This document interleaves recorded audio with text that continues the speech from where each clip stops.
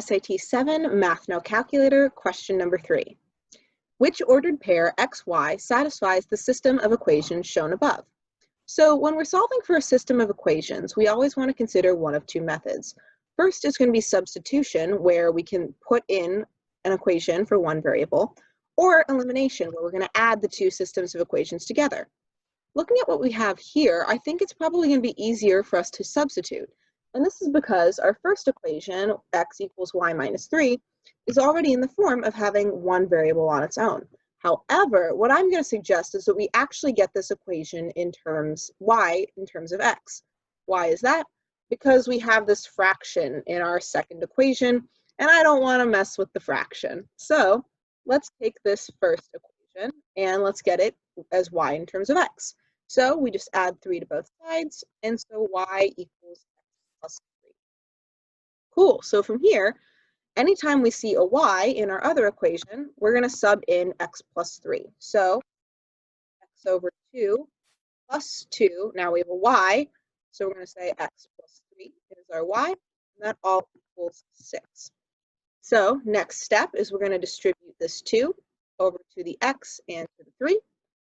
So in multiplying that, we get x over 2 plus 2x plus 6 equals 6.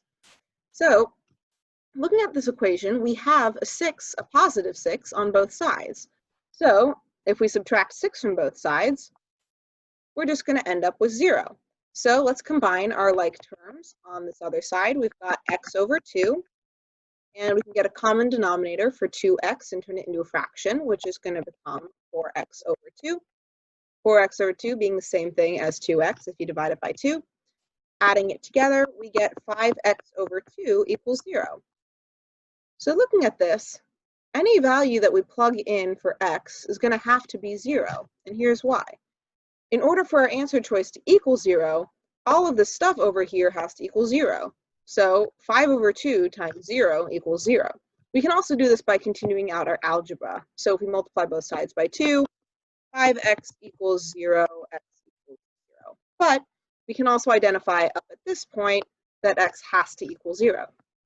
So from here, looking at our answer choices, we already know that answer choice has to be B because it's the only one where x equals 0.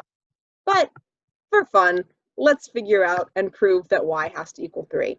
So knowing that x equals 0, we can plug that back into our original equation. So that would give us y equals 0 plus 3.